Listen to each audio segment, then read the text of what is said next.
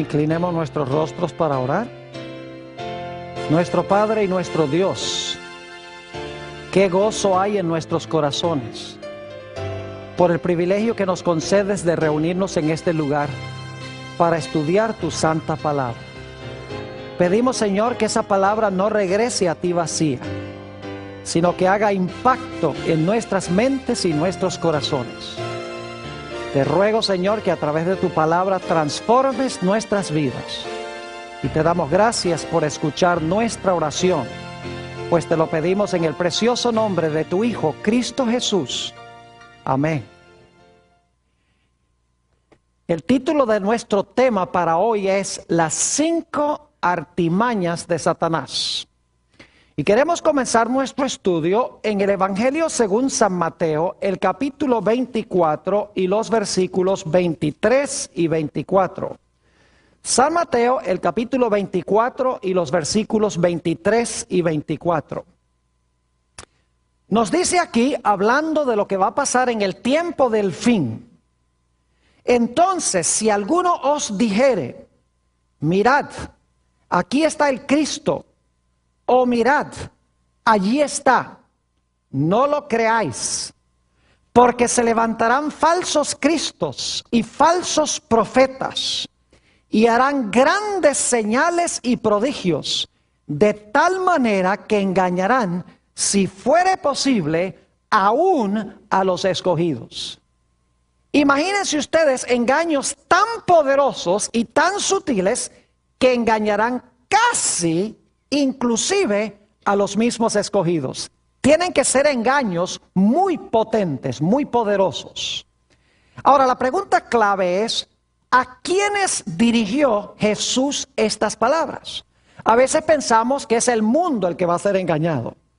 Pero quiero que noten en Mateo 24 y el versículo 4, ¿a quién dirigió Jesús las palabras de este capítulo 24 de San Mateo? Dice en el versículo 4, respondiendo Jesús les dijo, mirad que nadie os engañe. Y según los versículos anteriores, Jesús le está hablando a sus discípulos. Es decir, los que corrían riesgo de ser engañados no eran los mundanos, sino los propios discípulos de Jesús. Y los discípulos de Jesús somos nosotros los que estamos reunidos acá. Probablemente muchos de los que están viendo vía satélite por televisión son también miembros de la familia de Dios. Están en el grupo que la Biblia llama los escogidos. Ahora vamos a estudiar en nuestro tema de hoy 5 métodos que emplea Satanás para engañar a la gente. Y especialmente vamos a mirar estos 5 métodos desde la perspectiva del tiempo del fin. Quisiera mencionar, antes de que entremos a estudiar estos 5 métodos, que cuando el Señor Jesucristo creó este mundo, el hombre no vio a Jesús crear absolutamente nada. El primer día, el segundo día, el tercer día, el cuarto día, el quinto día, el sexto día, por lo menos la primera parte, Adán y Eva ni siquiera habían sido creados todavía. No pueden haber visto lo que Dios creó durante esos días. Es más, Adán no lo vio a Dios crearlo a él. Y cuando Dios creó a Eva, durmió a Adán. Así que Adán no vio tampoco la creación de Eva. Es decir, Adán y Eva no vieron a Dios crear nada. Lo cual significa que la única forma como ellos podían estar seguros de que Dios era su creador, de que Jesús era su creador, es porque Jesús les dijo que Él era el creador. No era porque lo vieron, sino porque Jesús les dijo, yo soy su creador. Ahora, como hemos visto, el Señor Jesucristo colocó en el huerto del Edén un árbol. Y le dijo a Adán y Eva que no comieran de ese árbol. No les explicó por qué. Sí les explicó las consecuencias. Les dijo, si ustedes comen, van a morir. Pero no les explicó por qué no podían comer de ese árbol específico, de en medio de todos los árboles que se encontraban en el huerto. Ellos sencillamente debían creer que Jesús era su creador y debían obedecer la palabra sin explicación alguna. Notemos lo que dice Génesis 2 y el versículo 15 al 17, lo hemos leído antes, pero vamos a leerlo de nuevo, donde habla de la prohibición que Dios le hizo del árbol. Dice en el versículo 15, tomó pues Jehová Dios al hombre y lo puso en el huerto de Edén para que lo labrara y lo guardase. Y mandó Jehová Dios al hombre diciendo, de todo árbol del huerto comerás, mas del árbol de la ciencia del bien y del mal no comerás, porque el día que de él comieres, ciertamente morirás. Ahora quiero hacerles algunas preguntas. Número 1, ¿el mandato estaba claro? ¿Era comprensible? Claro que sí. Y Eva lo entendió. Porque ella repitió las palabras de Dios cuando vino la serpiente. Le dijo, Dios nos ha dicho que no comamos de este árbol, porque si comemos de este árbol, ¿vamos a qué? Vamos a morir. Entendieron claramente el mandato de Dios. Yo pregunto, ¿esta prueba era una prueba grande o pequeña? En realidad era una prueba pequeña. Dios podría haberle dicho a Adán y Eva, mire, para que ustedes puedan seguir viviendo, tienen que saltar de aquí a la luna. Esa hubiera sido una prueba grande. Pero Dios les puso una prueba muy pequeña, insignificante. Ellos tenían todos los árboles del huerto de los cuales podían comer. El punto principal no era el apetito, porque si tenían hambre, podrían haber comido de todos los árboles del huerto. Prohibirles un árbol era una prueba supremamente pequeña.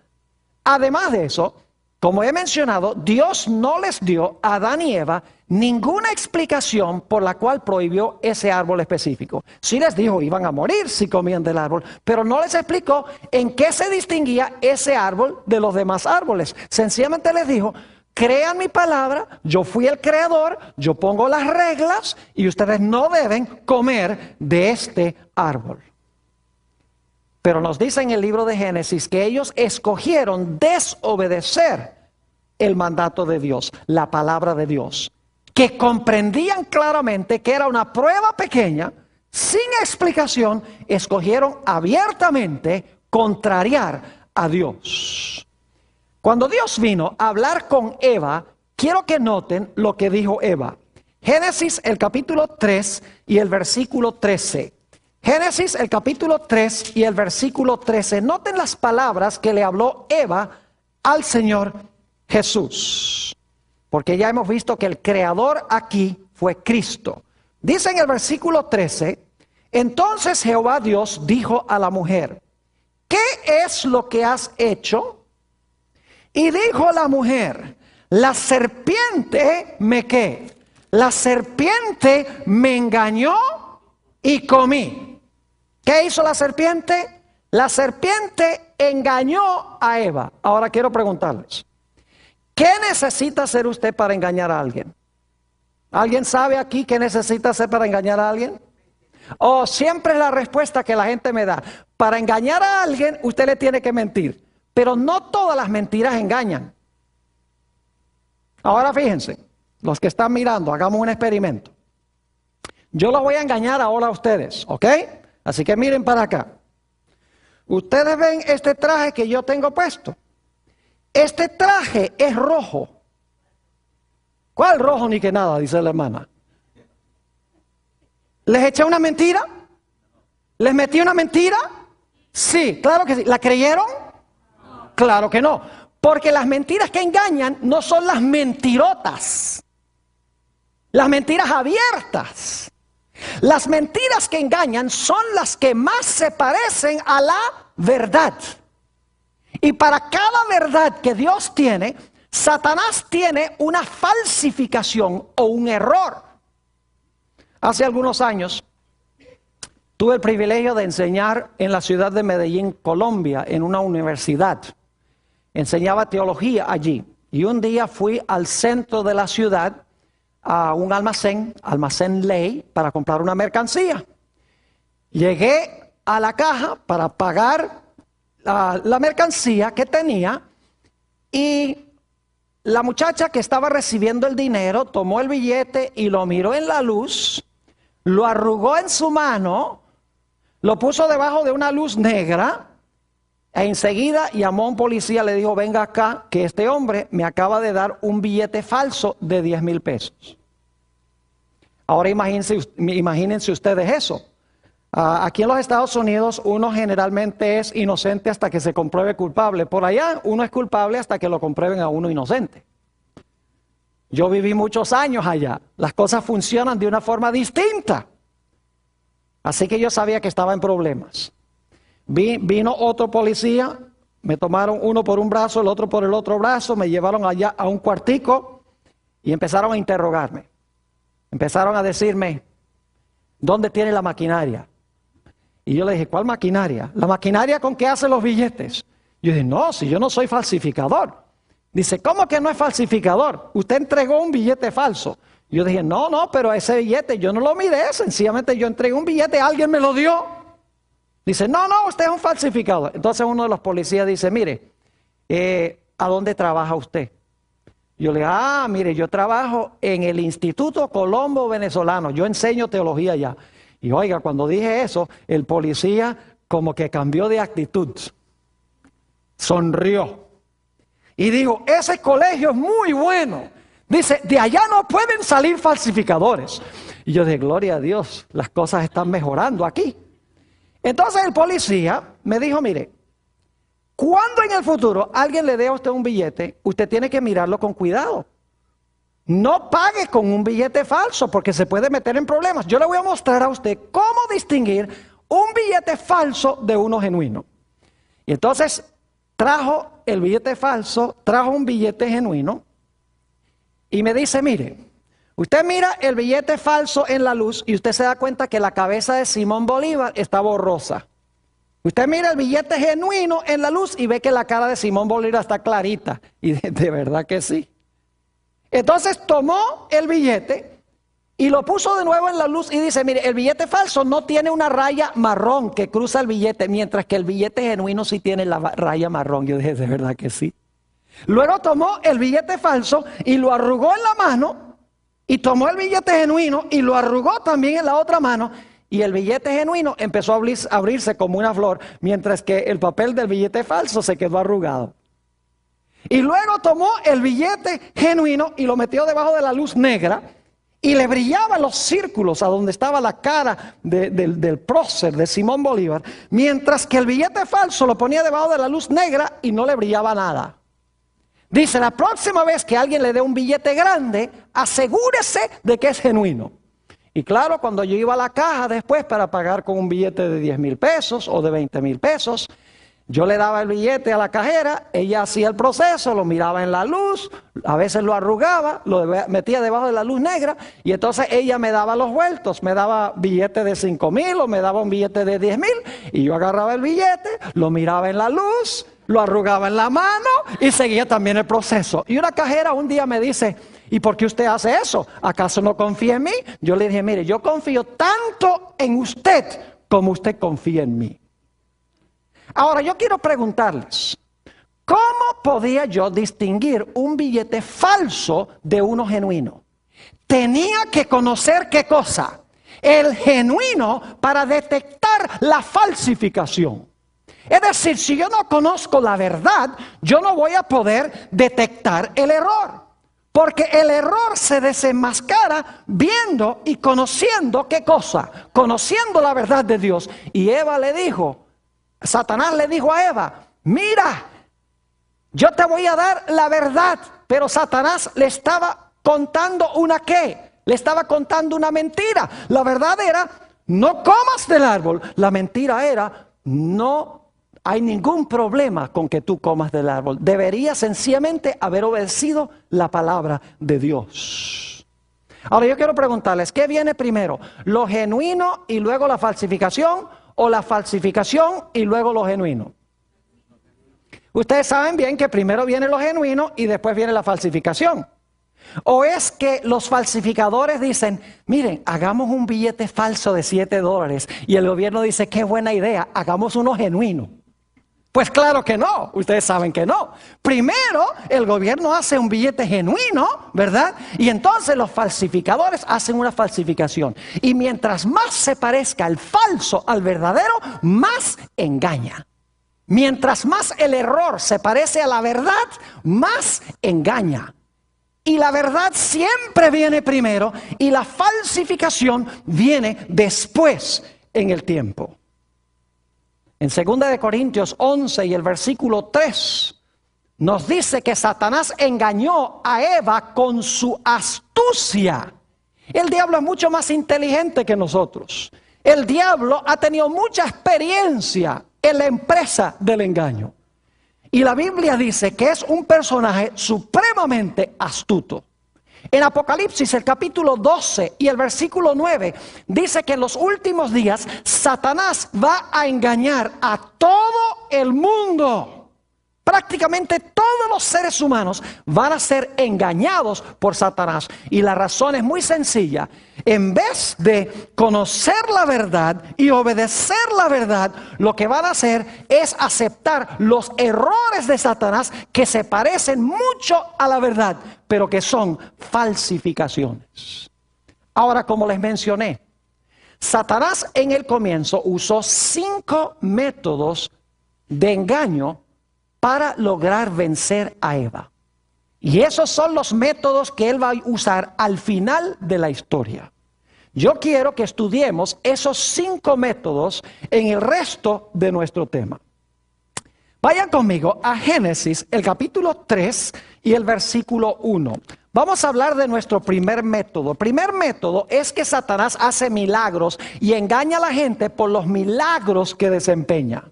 Dice en Génesis 3 y el versículo 1, pero la serpiente era astuta más que todos los animales del campo que Jehová Dios había hecho, la cual dijo a la mujer, ¿con que Dios os ha dicho, no comáis de todo árbol del huerto? Ahora usted dice, ¿a dónde está, Pastor Bor, el milagro allí? Yo quiero preguntarles, ¿cuántos de ustedes han ido a un zoológico y la serpiente les habla? Yo les apuesto que si ustedes van a un zoológico y una serpiente levanta la cabeza y dice, buenos días, señor, ustedes van a salir corriendo. Porque para que una serpiente hable, tiene que haber un qué, eso sería un milagro. Es decir, el diablo está haciendo un milagro mentiroso. Sorprende a Eva porque Eva no sabía que la serpiente podía hablar. Y la serpiente no podía hablar, pero el que estaba hablando era Satanás. Es decir, Satanás estaba haciendo un falso milagro, dando la impresión de que la serpiente podía hablar. Estaba tratando de engañarla por este milagro. Ahora lo interesante es, escuchen bien, que la serpiente podía volar. Y ustedes, ¿cómo sabe que la serpiente podía volar? Varias razones. En primer lugar, en civilizaciones antiguas se han conseguido serpientes con alas. Es interesante, han conseguido serpientes con alas. En las civilizaciones antiguas siempre pintaban a las serpientes con alas. Eso demuestra que ellos tenían una memoria de algo que iba hasta el principio. No solamente eso, sino que en Isaías 14:29 habla de serpientes con alas. Y la razón más importante es que nos dice aquí en Génesis, el capítulo 3, que cuando la serpiente se dejó usar por Satanás, Dios le dijo a la serpiente, de ahora en adelante te vas a arrastrar y vas a comer polvo. Si ya se estaba arrastrando y comiendo polvo, eso no hubiera sido ningún castigo. La serpiente podía volar. Y en realidad Eva esperaba que viniera una serpiente porque Dios le había dicho a Adán y Eva, miren, va a venir Satanás al huerto para tratar de lograr que ustedes pequen, para tratar de convencerlos de que coman del árbol. Y Eva, muy autosuficiente, dice, eso no hay ningún problema. Cuando se aparezca esa serpiente, cuando se aparezca ese ángel, inmediatamente yo voy a saber que es el ángel caído si él nos dice que comamos del árbol. Lo que pasa es que Eva no contaba con la astucia de Satanás. Satanás no se iba a aparecer como un ángel glorioso porque Eva estaba esperando un ángel. Dios les había advertido. Así que Satanás dice, no, tengo que usar otro método más capcioso. Y así que Satanás se esconde detrás de una serpiente y usa la serpiente para cumplir sus propósitos. Y hace este milagro mentiroso. Hoy en día, los cristianos les encanta seguir a los milagros. Les encanta a donde hay señales y prodigios y sanamientos y lenguas y saltos y bailes y todas esas cosas en la iglesia. Les encanta donde hay cosas sobrenaturales que están pasando en la iglesia. Pero ¿saben ustedes que no todos los milagros son de Dios? Lo vemos a partir de Génesis 3 y el versículo 1, que hay milagros mentirosos. La serpiente no podía hablar. Satanás le dio la apariencia de la facultad de hablar. Ahora vayan conmigo al Evangelio según San Juan, el capítulo 6 y el versículo 2. San Juan, el capítulo 6 y el versículo 2. Aquí encontramos que Jesús está haciendo su obra entre las muchedumbres. Y quiero que noten por qué las muchedumbres seguían a Jesús. Dice en el versículo 2, y le seguía gran multitud. ¿Por qué le seguían? Porque veían las señales que hacía en los ¿qué? En los enfermos. La gente decía, a este hay que seguirlo, porque este es un curandero. Es decir, veían en Jesús un curandero, alguien que hacía milagros, y lo seguían. Pero ¿saben algo? Siguen leyendo el capítulo y van a darse cuenta que el Señor Jesucristo empezó a predicarles un sermón. Yo soy el pan de vida. Tienen que asimilar el pan de vida, o si no, no van a tener vida en ustedes mismos. Y cuando Jesús empezó a decirles que tenían que obedecer la palabra, la gente dijo, si no hay milagros, con la pura palabra no queremos. Y cuando llegamos al final del capítulo, si van conmigo al versículo 66, interesante que es Juan 6:66. O sea, Juan 666. Es una coincidencia, pero van a recordar el versículo ahora para siempre. Juan 6 y el versículo 66, cuando Jesús empezó a hablar la palabra, ya la gente no quería saber más de Jesús, porque no había milagros. Dice en el versículo 66, desde entonces muchos de sus discípulos volvieron atrás y ya no andaban con él. Si no había milagros, la gente no quería saber de Jesús. Cuando predicaba la palabra y le decía a la gente que debía obedecer la palabra, la gente no quería nada que ver con Jesús. Y lo mismo sucede hoy en gran medida en el mundo cristiano, este fenómeno. Noten lo que dice Segunda de Tesalonicenses, el capítulo 2 y el versículo 9. Aquí está hablando de la obra del anticristo al final de la historia, del que se va a hacer pasar por Cristo. Noten lo que va a hacer según Segunda de Tesalonicenses, el capítulo 2 y el versículo 9. Dice, inicuo, cuyo advenimiento es por obra de Satanás. Es decir, el anticristo va a venir por obra de Satanás. Y ahora escuchen, con gran poder y señales y prodigios mentirosos. ¿Qué va a hacer el anticristo? Dice aquí, va a obrar con poder, señales y prodigios mentirosos para engañar a la gente. Dice en el versículo 10, y con todo engaño de iniquidad para los que se pierden. Es decir, en los últimos días, el anticristo va a hacer grandes milagros, señales y prodigios con el fin de engañar a la gente. Ahora quiero que vayamos a el libro de Hechos de los Apóstoles, el capítulo 2 y el versículo 22. Hechos, el capítulo 2 y el versículo 22. Este versículo guarda una relación muy estrecha con lo que acabamos de leer de Segunda de Tesalonicenses 2. Hechos, el capítulo 2 y el versículo 22. ¿Ustedes recuerdan esas tres palabras de Segunda de Tesalonicenses? Vamos a repasar esas tres palabras claves allí en Segunda de Tesalonicenses, el capítulo 2. Quiero que noten, porque es muy importante, las mismas tres palabras se usan en Hechos 2:22. Fíjense, las tres palabras son poder, señales y prodigios. Poder, señales y prodigios, pero mentirosos. Ahora noten lo que dice Hechos 2:22. Dice, varones israelitas, aquí está hablando el apóstol Pedro, oíd estas palabras. Jesús Nazareno, varón aprobado de Dios entre vosotros, con las maravillas, prodigios y señales que Dios hizo entre vosotros por medio de él, como vosotros mismos sabéis. Fíjese que el anticristo va a hacer las obras por obra de ¿quién? De Satanás. Ahora, aunque la traducción no es la misma de estas tres palabras griegas, en el idioma original en que fue escrito el Nuevo Testamento, en Hechos 2:22 y en Segunda de Tesalonicenses 2:9, las palabras son idénticas. Es decir, que las palabras poder, señales y prodigios en 2 Tesalonicenses 2:9, y las palabras maravillas, prodigios y señales en Hechos 2:22 son las mismitas palabras en el idioma en que fue escrito el Nuevo Testamento, el griego. ¿Qué quiere decir esto? Quiere decir que el anticristo va a falsificar las obras que hizo Jesús. Porque si se usan las mismitas palabras para describir lo que va a ser el anticristo, y es lo que hizo Cristo, quiere decir que el anticristo va a sanar enfermos. El anticristo va a hacer maravillas, va a echar demonios, va a hacer todas estas cosas. Y la gente va a creer que es ¿quién? Que es Cristo. Porque eso fue lo que hizo Cristo cuando estuvo en la tierra. Y saben ustedes que este fenómeno va a pasar en el mundo cristiano. Note lo que dice en el Evangelio según San Mateo, el capítulo 7 y el versículo 21 al 23. Fíjense qué tremendo esto.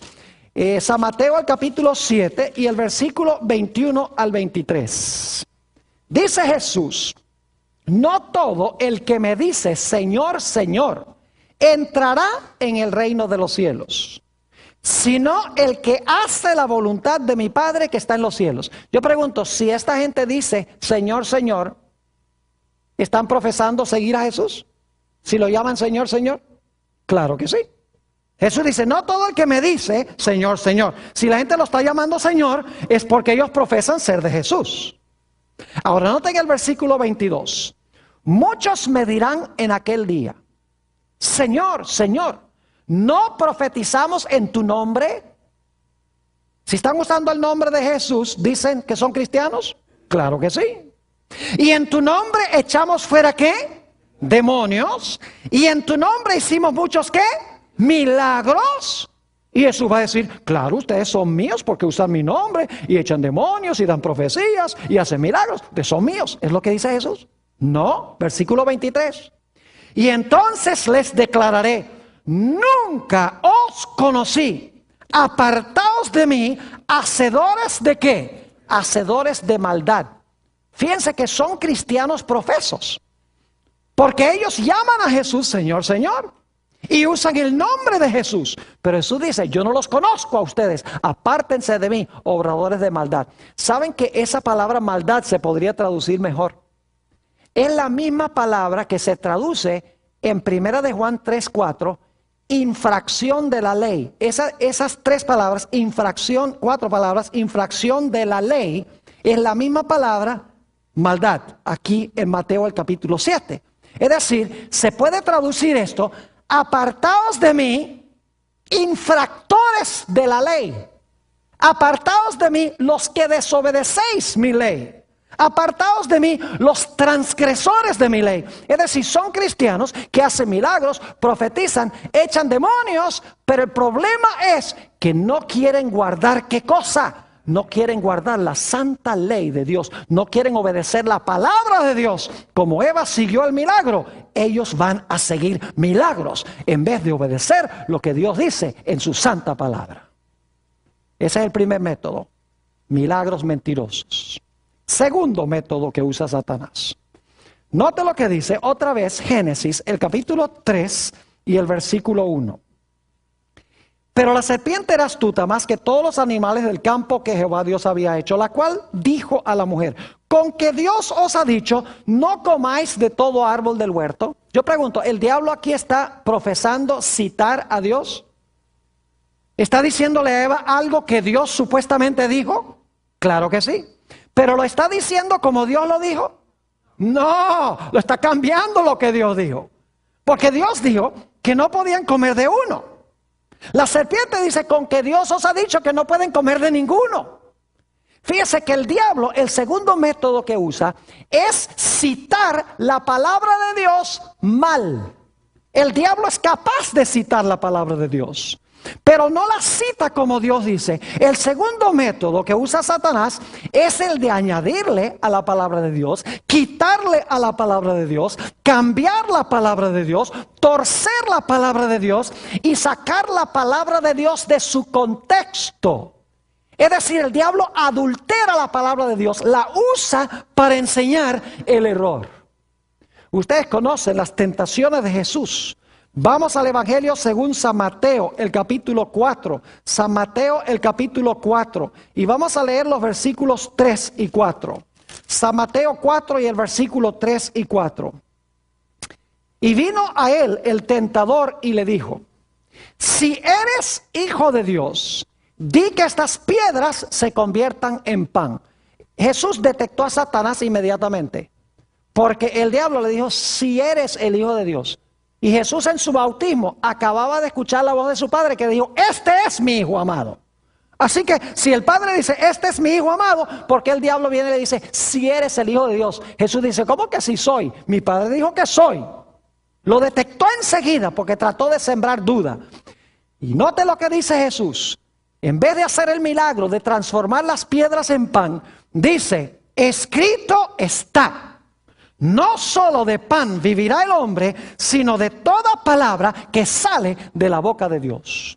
Es decir, yo no hago lo que nadie me dice que sea contrario a la palabra de Dios. Yo obedezco lo que Dios dice en su santa palabra. ¿Y saben que el diablo aprende? Después que Jesús le contestó al diablo: escrito está, el diablo dice: ve, ese método está bueno, me sirve, me sirve. Así que lleva a Jesús allá a las almenas del templo, a la torre del templo, dice en el versículo 5. Entonces el diablo le llevó a la santa ciudad y le puso sobre el pináculo del templo y le dice: si eres hijo de Dios, échate abajo, porque escrito está. Dice: ¿te gusta vivir por escrito está? Pues aquí tienes, escrito está.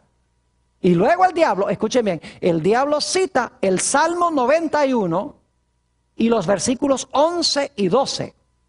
Vamos un momento allí al Salmo 91 y los versículos 11 y 12. Y quiero que vean cómo el diablo deja una partecita por fuera. Salmo 91 y vamos a leer los versículos 11 y 12. Dice: pues a sus ángeles mandará acerca de ti, que te guarden en todos tus caminos. En las manos te llevarán para que tu pie no tropiece en piedra. ¿Saben que hay una parte del versículo 11 que el diablo no incluyó? Él citó la parte que dice en el versículo 11: pues a sus ángeles mandará acerca de ti. Pero la parte que no incluyó es que te guarden en todos tus caminos. Es decir, para que ellos te mantengan obediente a Dios en los caminos de Dios. Esa parte no la incluyó. Y luego entonces pronunció la bendición. Dice: él va a mandar a sus ángeles y ellos te van a tomar en sus manos para que tu pie no tropiece en piedra. Pero estaba pasando por alto la condición, y es que los ángeles debían guardarlo en sus caminos. Es decir, en los caminos de Dios. Así que el Señor Jesucristo detectó a Satanás inmediatamente. Lo que Satanás estaba tratando de hacer, dejando una parte del versículo por fuera, escuchen bien, era engañar a Jesús para que cometiera el pecado de la presunción. ¿Saben lo que es la presunción? La presunción es reclamar las promesas de Dios en desobediencia. Es decir, pedir que Dios nos bendiga mientras lo estamos desobedeciendo. Les doy un ejemplo. Un joven llega a un examen en la escuela y le pide a Dios que le ayude a pasar el examen cuando no ha estudiado. Eso es presunción. Un individuo que empieza un viaje y pide que Dios lo proteja en el viaje y luego maneja 100 millas por hora. Eso es presunción. Un individuo que le dice al Señor: ay Señor, dame buena salud, y se fuma 2 o 3 cajetillas de cigarrillos al día. Es reclamar las promesas de Dios en desobediencia. Si Jesús hubiera saltado, el diablo dice: salta, desobedece a Dios y entonces reclámale a Dios para que te cuide. Y muchas veces nosotros hacemos ese tipo de cosas. Reclamamos las promesas de Dios mientras estamos desobedeciendo la palabra de Dios. Es decir, el segundo método de Satanás es el método de dejar partes de la Biblia por fuera, citar mal la palabra de Dios, como hizo en el huerto del Edén, añadirle y quitarle. Por eso en Apocalipsis 22 dice: ay del que le agregue a la Biblia, porque Dios le va a agregar las plagas. Y hay del que le quite a la Biblia, porque Dios va a quitar su nombre del libro de la vida. Es decir, el diablo juega jueguitos con la palabra de Dios. Cita partes, tuerce, cambia, añade, quita, saca de contexto para que la gente crea que Dios está diciendo una cosa cuando en realidad está diciendo otra. Noten 2 de Timoteo, el capítulo 4 y el versículo 2 al 4.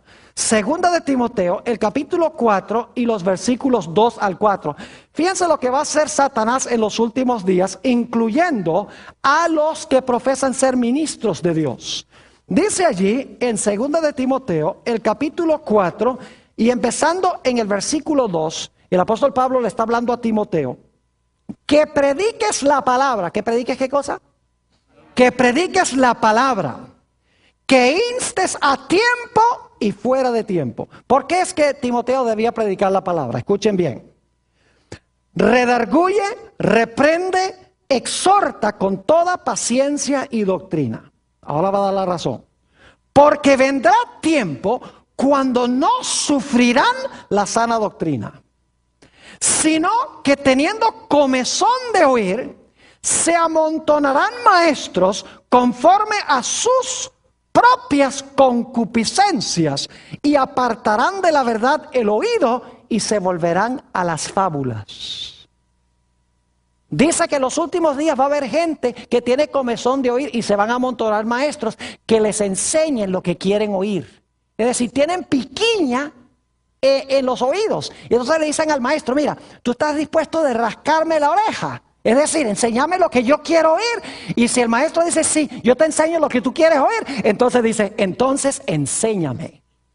Es decir, en los últimos días Dios insta a sus ministros que prediquen la palabra, porque va a venir el tiempo en que la gente no va a tolerar sufrir, como dice aquí, la sana doctrina. Van a querer apartar de la verdad del oído y seguir las fábulas, porque quieren vivir de acuerdo a sus propias concupiscencias o de acuerdo a sus propias pasiones. Un ejemplo de esto es que en el mundo cristiano muchos ministros hoy en día enseñan que el cristiano no tiene que guardar la ley de Dios, porque estamos bajo la gracia. Dicen, no, el cristiano está bajo la gracia, no tiene que guardar la ley. Nosotros no estamos bajo la ley, seguimos lo que dice el Espíritu Santo. Ustedes lo han oído. Y suena muy bonito. Y usan mayormente los escritos del apóstol San Pablo. Ahora, ¿saben ustedes que el apóstol Pablo escribió algunas cosas bien difíciles de entender? Vamos a notar en 2 de Pedro, vamos a 2 de Pedro, el capítulo 3 y el versículo 15 al 17. 2 de Pedro 3, 15 al 17. El apóstol Pablo no siempre escribe cosas fáciles de comprender. Tenemos que admitir eso. Dice allí en 2 de Pedro, el capítulo 15 y capítulo 3, y el versículo 15. Y tened entendido que la paciencia de nuestro Señor es para salvación, como también nuestro amado hermano Pablo, según la sabiduría que le ha sido dada, os ha escrito, casi en todas sus epístolas, hablando en ellas de estas cosas, es decir, de la salvación. Ahora escuchen bien, entre las cuales hay algunas difíciles de entender. ¿El apóstol Pablo escribió cosas difíciles de entender? ¿Cómo no? Pero ¿le va a echar Pedro la culpa a Pablo? No, sigue diciendo, las cuales los indoctos e inconstantes que tuercen, como también las otras escrituras, para su propia perdición. Es decir, porque el apóstol Pablo escribió cosas complicadas, Pedro no le echa la culpa a Pablo, sino que dice, la culpa la tienen los que no estudian con cuidado. Los indoctos tuercen lo que escribió Pablo y tuercen también las demás escrituras. Permítame mencionarles 3 escrituras aquí rápidamente sin buscarlas, porque el tiempo apremia. Romanos 3:28, el apóstol Pablo dice, concluimos pues que el hombre es justificado por la fe sin las obras de la ley. Entonces algunos dicen, ve, es pura fe y nada de obras. Pero si tan solo leyeran el versículo 31 del mismo capítulo, el apóstol Pablo dice, entonces ¿qué? ¿Invalidamos la ley por la fe? Dice, en ninguna manera, antes establecemos la ley. Así que el apóstol Pablo dice que no somos justificados por guardar la ley, Pero dice que cuando recibimos a Jesús, vamos a guardar la ley. Se establece la ley, en otras palabras. Si la gente tan solo leyera el contexto, entenderían lo que Pablo está diciendo. Otro texto que usan mucho para decir que no necesitamos guardar la ley porque estamos bajo la gracia es Romanos 5:20, donde el apóstol Pablo dice que donde abundó el pecado, sobreabundó la gracia. Y la gente dice, ve, donde abunda el pecado, sobreabunda la gracia. Y algunos inclusive me han dicho, peca mucho para que sobreabunde la gracia. Y yo digo, qué cosa tan ridícula. Pero lo único que yo les digo a estas personas es, mira, está bien, tú estás leyendo Romanos 5:20. Quiero pedirte por favor que me leas Romanos 6:1. Y quiero leer Romanos 6 y el versículo 1 para que vean que el contexto es clave. Dice en Romanos 6:1, ¿qué pues diremos? ¿Perseveraremos en pecado para que la gracia abunde? En ninguna manera, porque los que hemos muerto al pecado, ¿cómo viviremos aún en él? Así que el apóstol Pablo no está diciendo que porque hay mucha gracia debemos pecar mucho. Dice, no debemos perseverar en el pecado. Otro texto favorito es Romanos 6:14, donde el apóstol Pablo dice, porque el pecado no se enseñoreará de vosotros, pues no estáis bajo la ley, sino bajo la gracia. Y los cristianos dicen, yo no estoy bajo la ley, estoy bajo la gracia. Como si uno pudiera ahora desobedecer la ley porque uno está bajo la gracia. Lo único que yo le digo a esta gente es, por favor, lee el siguiente versículo. Nota lo que dice el versículo 15. ¿Qué pues? ¿Pecaremos porque no estamos bajo la ley, sino bajo la gracia? ¿Qué dice el apóstol San Pablo? En ninguna manera. Ahora debemos avanzar rápidamente al tercer método que usó Satanás. Primer método, milagros. Segundo, milagros mentirosos. Segundo método, un uso indebido de la palabra de Dios. Método número 3. Este es peligrosísimo. Es seguir nuestra razón, nuestra lógica, nuestra mente y nuestras emociones en vez de obedecer la palabra de Dios. Por ejemplo, en Romanos el capítulo 12 y el versículo 9, hoy en día a los cristianos les gusta hablar mucho del amor, ¿no es así? Dice, lo importante es el amor, no la ley. Desde que tengamos amor, en realidad eso es lo único que importa en la iglesia. Y yo digo amén, siempre y cuando se entienda lo que es amor. Yo pregunto, ¿el amor se puede fingir? ¿No se puede fingir el amor? ¿Nunca han visto ustedes a un joven, un galán de esos que conquista a esta mujer? Se viste bien y la trata como una reina. Y luego cuando se casan, no hace sino maltratarla. ¿Eso es amor qué? Fingido. ¿El amor se puede falsificar? Claro que se puede falsificar. Y en la iglesia hay mucho amor falso, nada más porque la gente se siente bien y porque se abraza y todo. Dicen eso es amor. La Biblia tiene la definición clara en cuanto es el amor. El apóstol San Pablo dice en Romanos 12 y el versículo 9, que vuestro amor sea sin ¿qué?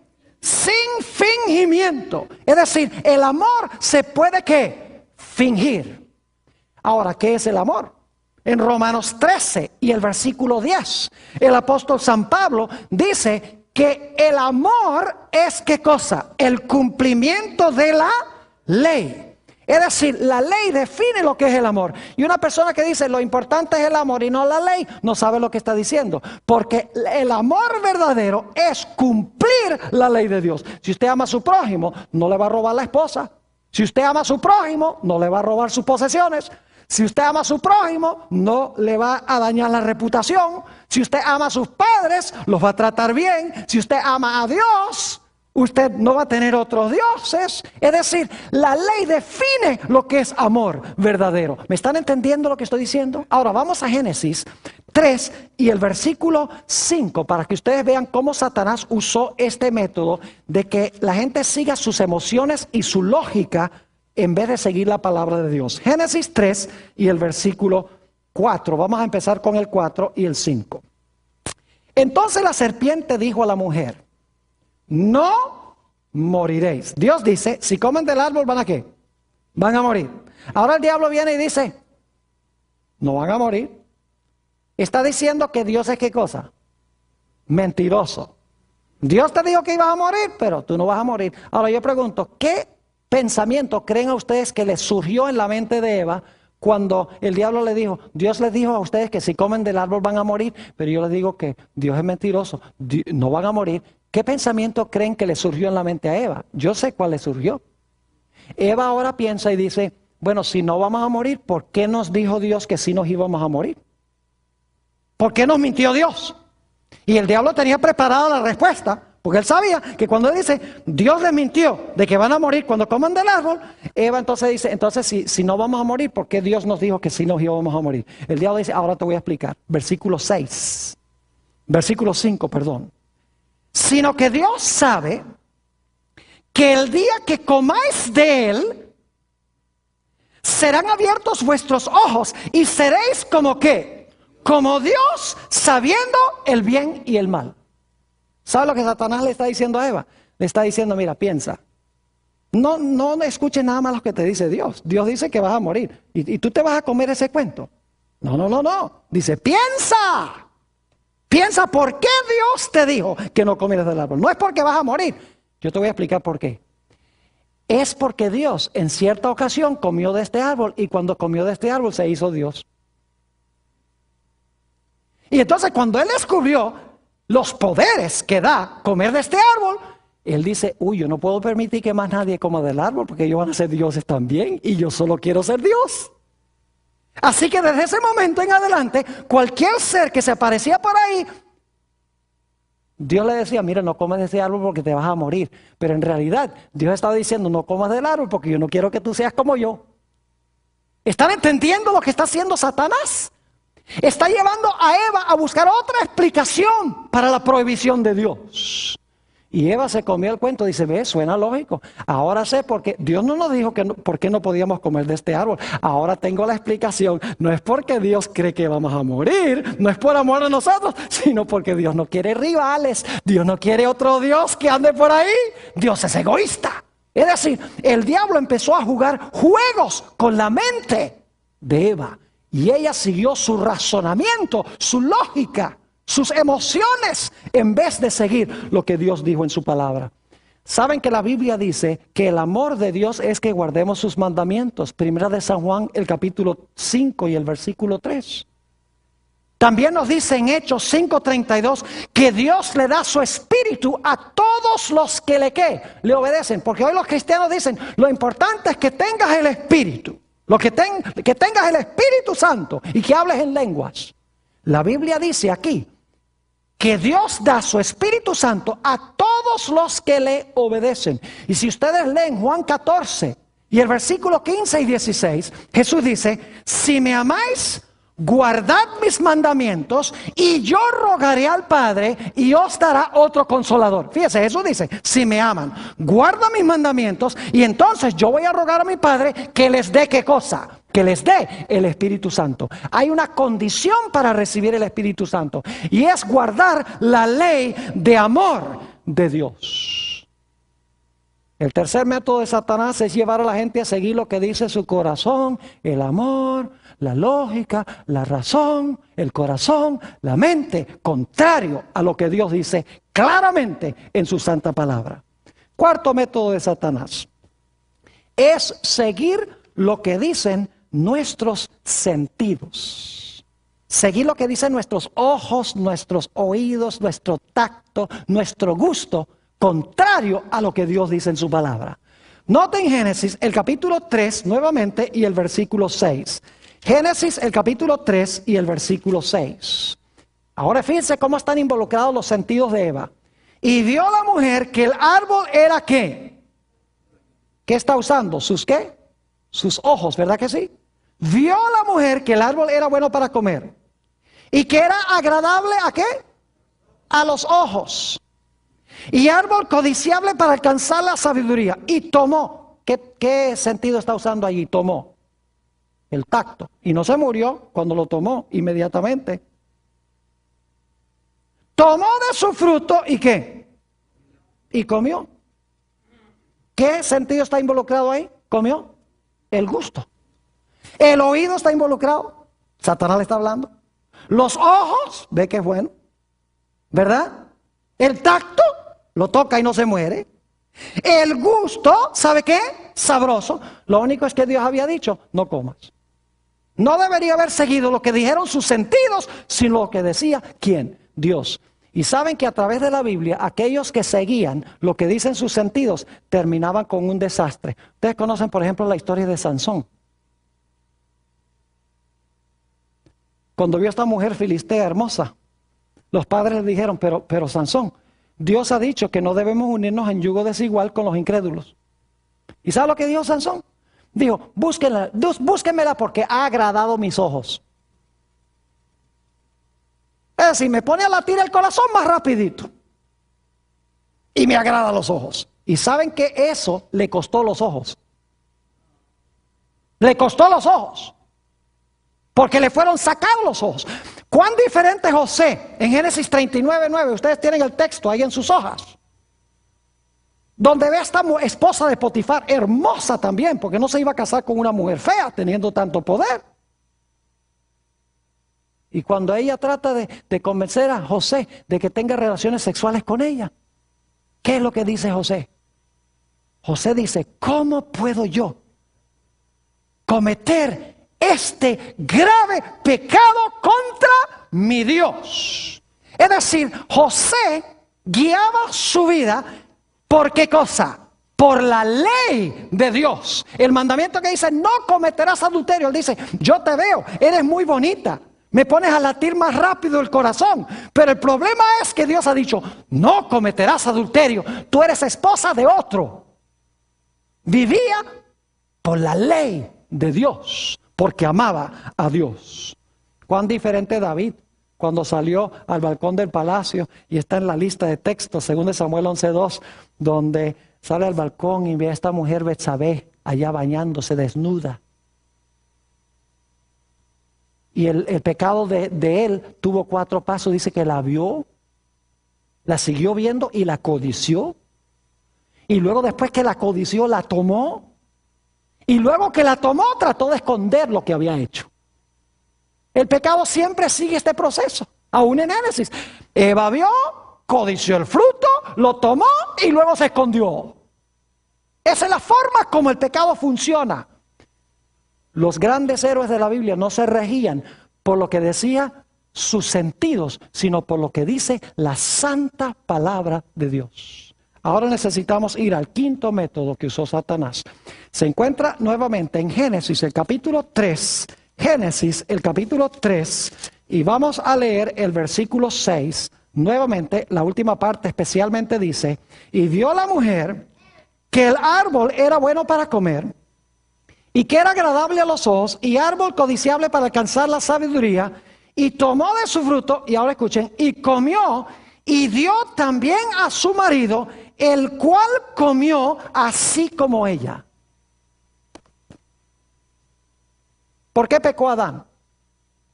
Porque fue tentado ¿por quién? Por Eva. El quinto método de Satanás es llevar a gente a tentar a otra gente. No siempre tiene que ser el diablo que tienta directamente, sino que usa gente para tentar a otra gente. Y saben que nos dice en 1 Timoteo 2:14 que Adán no fue engañado. Adán no fue engañado.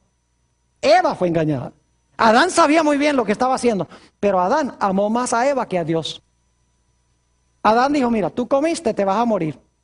Yo te amo tanto a ti que yo no puedo vivir sin ti. Yo voy a comer también y estoy dispuesto a morir contigo. Es decir, Adán amó más a Eva que lo que amó a ¿quién? A Dios. Y por lo tanto se dejó influenciar por ella. ¿Saben ustedes que la Biblia nos dice en Mateo el capítulo 10 y el versículo 34 al 37 que va a venir el día también en que nosotros tenemos que tomar la elección de seguir lo que dicen inclusive nuestros familiares o de obedecer lo que dice Dios? Note lo que dice San Mateo rápidamente, el capítulo 10 y el versículo 34 al 37. San Mateo 10 y el versículo 34 al 37. No penséis que he venido para traer paz a la tierra. No he venido para traer paz, sino espada. La espada representa ¿qué cosa? La palabra de Dios. Porque he venido para poner en disensión al hombre contra su padre, y a la hija contra su madre, y a la nuera contra su suegra, y los enemigos del hombre serán los de su propia casa. Es decir, por escoger la verdad, en vez de escoger lo que dicen los demás, nos haremos ¿qué cosa? Nos haremos de enemigos. Así que el diablo usa 5 métodos. 1, milagros mentirosos. 2, mal uso de la santa palabra de Dios. Número 3, llevarnos a seguir lo que dice el corazón y la lógica, el razonamiento. 4, obedecer lo que dicen nuestros sentidos. Y 5, escuchar lo que dicen los demás. Dios lo que quiere que nosotros hagamos es sencillamente conocer la palabra y obedecer la palabra. El apóstol San Pablo nos dice que en los últimos días, escuchen bien, se van a perder muchos porque no tuvieron el amor de la verdad para que pudieran ser salvos. Y en San Juan 17:17 dice que es la verdad. Dice, santifícalos en tu verdad.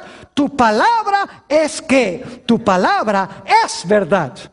Aunque vea algo, aunque vea un milagro, aunque mis sentidos me digan algo, aunque otros me cuenten algo, aunque mi lógica me diga algo, aunque mis sentimientos me digan algo, todo lo debo comparar con un así dice Jehová. Y así estaré seguro de no ser engañado. Que esa sea nuestra experiencia.